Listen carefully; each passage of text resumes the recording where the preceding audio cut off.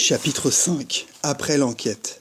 En quittant le tribunal, Jane trouva Norman Gale à côté d'elle. Il prit la parole. « Je me demande, mademoiselle, ce que pouvait bien contenir ce jugement que le coroner a refusé si énergiquement. »« Je crois pouvoir vous le dire, » annonça une voix derrière eux. Le couple se retourna et vit M. Hercule Poirot clignotant des yeux.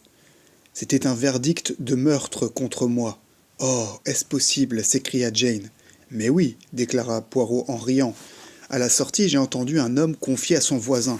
Retiens bien ceci, c'est le petit étranger qui a fait le coup. » Le jury partageait cette opinion. Jane ne savait si elle devait pleurer ou rire. Elle prit ce dernier parti et Poirot rit avec elle. « Il faut tout de même que je songe à me disculper. Aussi vais-je me mettre à la besogne sans retard, » déclara le petit Belge. Il les salua en souriant et s'éloigna. Jane et Norman le suivirent des yeux. « Quel drôle de petit bonhomme » murmura Gale. « Il se targue d'être détective. Je voudrais le voir à l'œuvre. N'importe quel criminel le flairerait à 1 kilomètre de distance.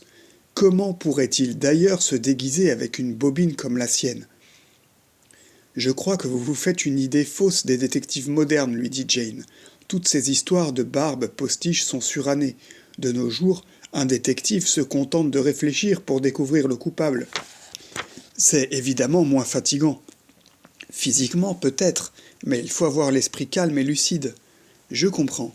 Un cerveau mal équilibré échouerait dans ce métier-là. » Tous deux éclatèrent de rire.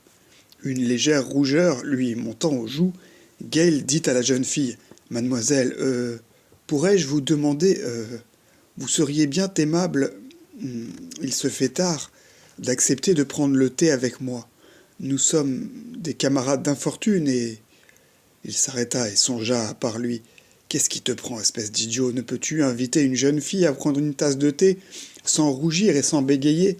Tu te comportes comme un imbécile. Que va-t-elle penser de toi ?» La confusion du jeune homme contribua plutôt à raffermir la sérénité de Jane. « Vous êtes bien aimable, monsieur.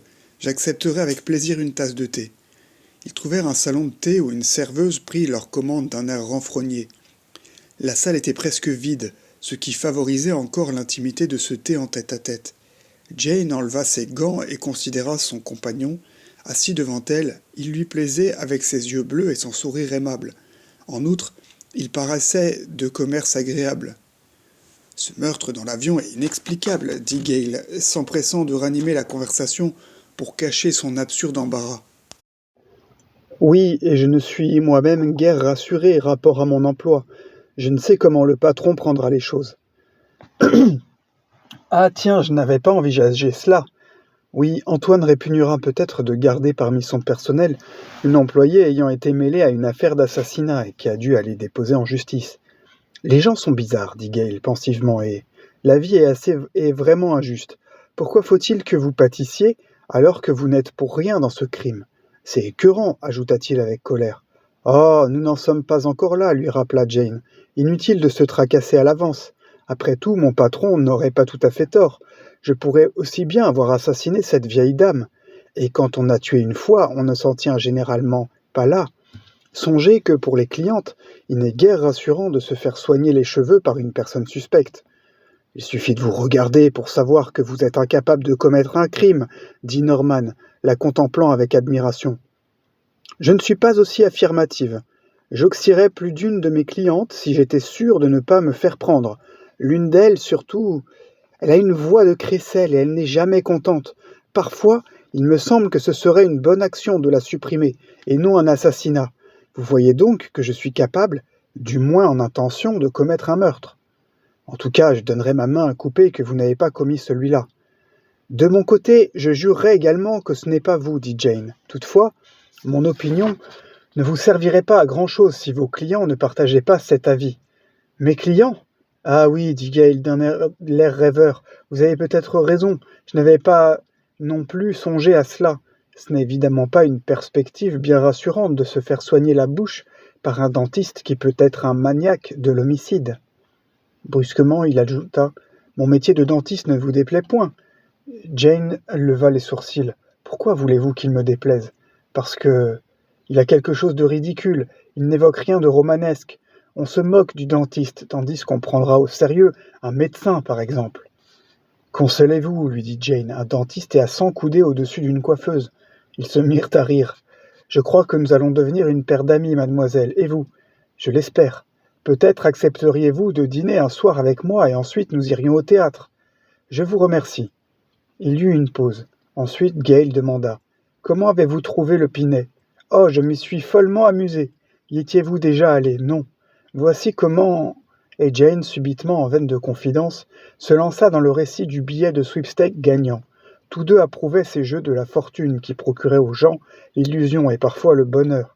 Leur conversation fut interrompue par un jeune homme en costume marron qui, entrant dans la salle sans hésiter, s'approcha d'eux. Il leva son chapeau et s'adressa à Jane avec une certaine assurance. « Miss Jane Grey ? Oui. Miss Grey, je viens de la part du Cri hebdomadaire. Peut-être accepteriez-vous d'écrire pour mon journal un petit article sur ce meurtre en avion, l'opinion d'une passagère. » « Non merci, je n'y tiens pas du tout. Voyons, Miss Grey, nous vous retribuerons généreusement. »« Combien ? Demanda Jane. « 50 livres, ou peut-être davantage, nous irions jusqu'à 60. »« Non, fit Jane, je m'en sens incapable, je ne saurais que dire. »« Mais si, insista le jeune journaliste très conciliant, nous n'exigeons pas que vous écriviez vous-même cet article. Vous donnerez quelques idées à l'un de nos reporters qui se chargera de la rédaction. Vous n'avez donc aucun travail à fournir. Malgré tout, je préfère m'en abstenir. Et si on vous offrait 100 livres? Nous irions jusqu'à 100 livres, à condition que nous publiions votre photographie. Non merci, cela ne me dit rien du tout. Vous feriez mieux de vous retirer, dit Norman au journaliste. Miss Grey ne veut pas être importunée. Le jeune homme, plein d'espoir, se tourna vers lui. Est-ce à monsieur Gale que j'ai l'honneur de parler? Écoutez, monsieur, puisque Miss Grey répugne à nous donner ses impressions, peut-être consentiriez-vous à écrire vous-même cet article. Mettons 500 mots, au prix que je viens d'offrir à Miss Grey. C'est une faveur, car le récit d'une femme sur le meurtre d'une autre femme présente plus de valeur à nos yeux. Allons, laissez-vous tenter. Inutile de continuer, je n'écrirai pas un mot pour votre canard. En dehors du gain, cette publicité serait excellente pour vous. Jeune dentiste d'avenir, brillante carrière devant lui, tous vos clients liront ces lignes. Voilà justement ce qui m'effraie. De nos jours, on ne va pas loin sans publicité.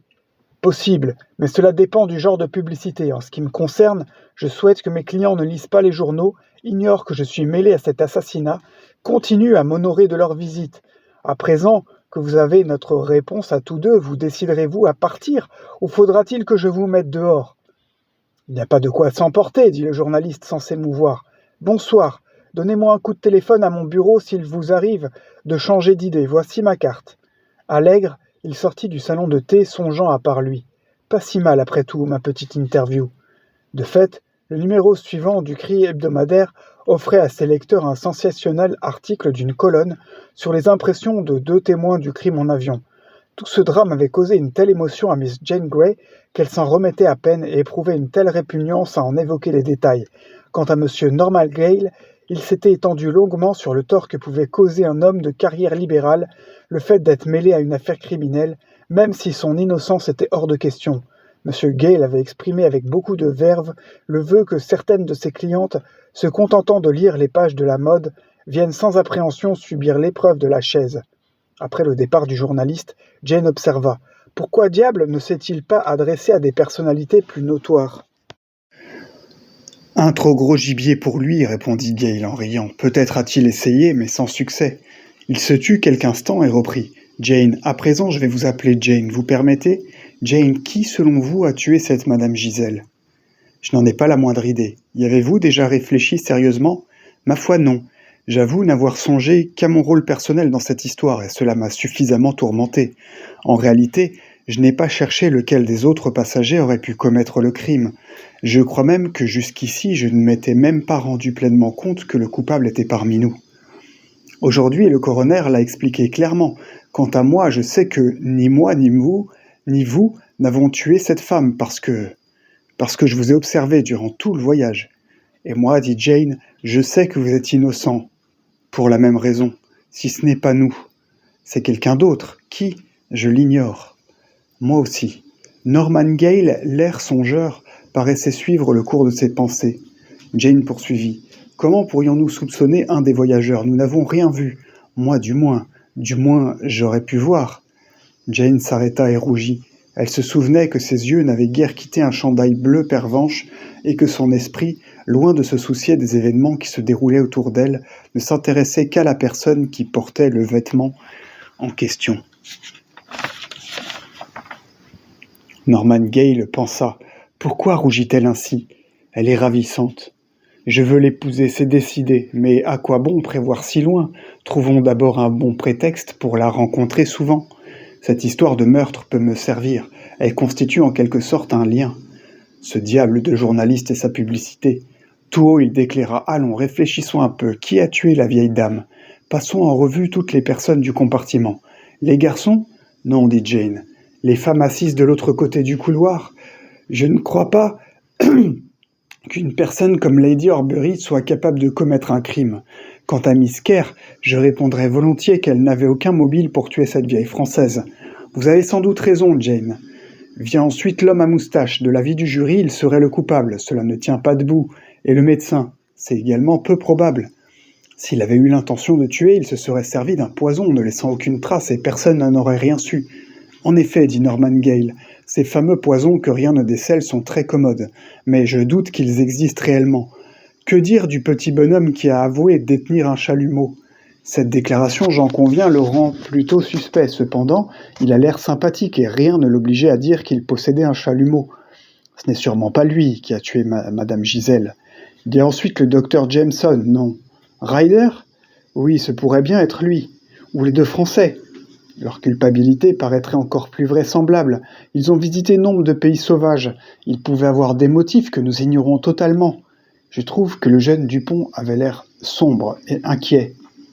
N'éprouveriez-vous pas quelque inquiétude si vous aviez un crime sur la conscience ? Il semblait pourtant bien doux et le vieux monsieur était tout à fait charmant. Je souhaite que ce ne soit pas eux. Nous n'avançons guère dans notre enquête, remarqua Norman Gale. Comment pourrions-nous progresser, ignorant tout de la vieille dame qui a été tuée, ses ennemis, ses héritiers et sa manière de vivre ? Norman Gale demanda avec hésitation. Croyez-vous que cette recherche du coupable soit de ma part une simple curiosité ? Est-ce autre chose ? Répliqua James très calme. Peut-être. J'ai l'impression de faire œuvre utile. Jane leva vers lui des yeux interrogateurs. Un meurtre, poursuivit Norman Gale, n'affecte pas seulement la victime et le coupable. Il nuit parfois aux innocents. Ni vous, ni moi n'avons commis ce crime. Cependant, l'ombre de la mort nous a frôlés et nous ignorons encore quelles conséquences peuvent en découler et influencer nos existences. Malgré tout son sang-froid, Jane frissonna. « Ne parlez pas ainsi, vous m'effrayez. »« J'avoue que j'en tremble un peu moi-même, dit Norman Gale.